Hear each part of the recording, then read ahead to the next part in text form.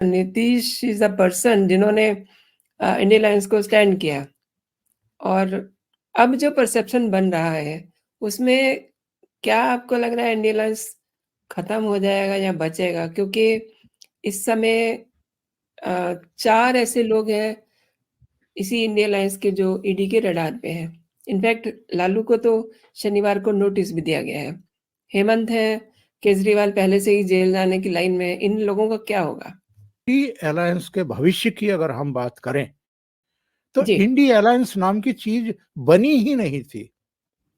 ना संयोजक बना था, ना मिनिमम कॉमन प्रोग्राम कोई बना था, ना किसी को ये जिम्मेदारी सौंपी गई थी कि भाई आप जो हैं कुछ दिन के लिए, जब तक का हम परमानेंट मुखिया ना बना दें तब तक आप समन्वय की कोई जिम्मेदारी ले लो।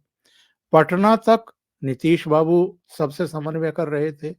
बेंगलुरु पहुंचते पहुंचते कांग्रेस ने उस पर कब्जा कर लिया। मुंबई में पहुंचे तो उद्धव ठाकरे चौधरी बन करके बैठ गए। दिल्ली में फिर आए तो फिर कांग्रेस जो है वो उस भूमिका में आ गई।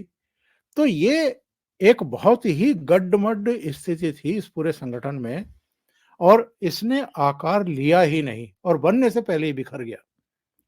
ममता बनर्जी के बारे में सबको पता था कि वो बहुत महत्वाकांक्षी है, बहुत जिद्दी है, बहुत गुस्से वाली है।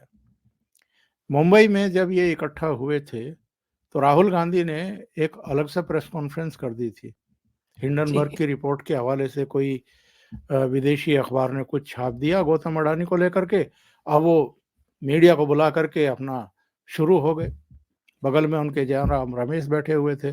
ममता बनर्जी बहुत नाराज हुई उससे कि भाई यहाँ 28 दल इकट्ठा हो रखे हैं, अगर सारे यहाँ इंडिया अलायंस के घटक दल इकट्ठा है तो फिर कांग्रेस 1.5 दाना अलग से क्यों पका रही है? वो क्यों प्रेस कॉन्फ्रेंस कर रहे हैं बैठ करके? वो खुद को ग्लोरीफाई क्यों कर रहे हैं? मीडिया में सुर्खियां वही क्यों बन रहे हैं?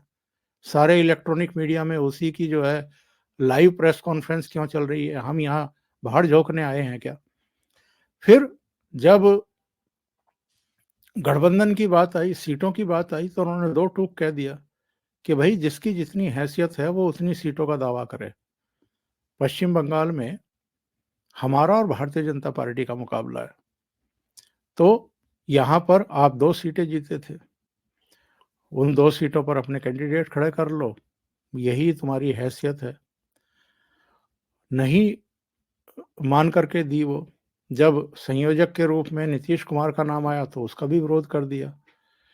इसी तरीके से सारे लीडर्स को अगर आप देखें तो सबकी अपनी अपनी ईगो है, सबकी अपनी अपनी महत्वाकांक्षाएं हैं। आजकल शरद पवार क्यों चुप बैठ गए, कुछ नहीं बोल रहे? फारूक अब्दुल्ला क्यों नहीं बोल रहे? क्योंकि उनको पता है कि ये नहीं चलने वाला है, इंडिया अलायंस आगे बढ़ ही नहीं सकता है। सीट शेयरिंग को लेकर के जब चर्चाएं शुरू हुई तो जूतों में दाल बटनी शुरू हो गई, और मैं डे वन से कह रहा था कि जब सीट शेयरिंग का मामला आएगा ये बिखर जाएगा, और वही हो रहा है। हर राज्य में वही काम हो रहा है। और राहुल गांधी की चुनाव से ठीक 2-2.5 महीने पहले जो ये यात्रा शुरू हुई है, इसने तो बंटाधार कर दिया। जी। जिन जिन राज्यों में वो जा रहे हैं वहां वहां उनका विरोध भी हो रहा है। बाकी का तो छोड़ दीजिए, चलो वहां तो हिमंता बिस्वा शर्मा बैठे हैं, भारतीय जनता पार्टी के चीफ मिनिस्टर हैं, और पुराना प्यार है राहुल गांधी से और उसके उनके जी। पिद्दी कुत्ते पूरा से। तो इसलिए हिमंता बिस्वा शर्मा का तो अलग मामला है भाई। ममता बनर्जी तो आपकी अपनी सहयोगी हैं, उन्होंने सिलीगुड़ी में जनसभा की अनुमति नहीं दी।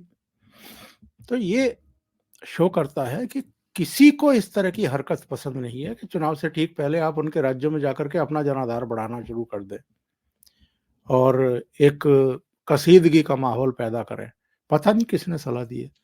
तो रही सही कसर जो है ये यात्रा पूरी कर देगी। तो बिल्कुल सही इंडी कहा सर अलायंस आपने। जो है वो आगे बढ़ ही नहीं सकता है। जब सीट शेयरिंग ही नहीं हो रही है तो काहे का इंडिया अलायंस? आपने सर सही कहा कि इंडिया अलायंस का कोई अस्तित्व नहीं रहा और अब ये जो यात्रा है, जिस राह से गुज़र रही है, वहाँ-वहाँ इनके साथी इनको छोड़ते हुए चले जा रहे हैं इनकी यात्रा में। सर, आपका बहुत-बहुत धन्यवाद। आपने जानकारी बहुत दी मेरे धन्यवाद। दर्शकों को। नमस्कार। जय हिंद, जय भारत। जय हिंद।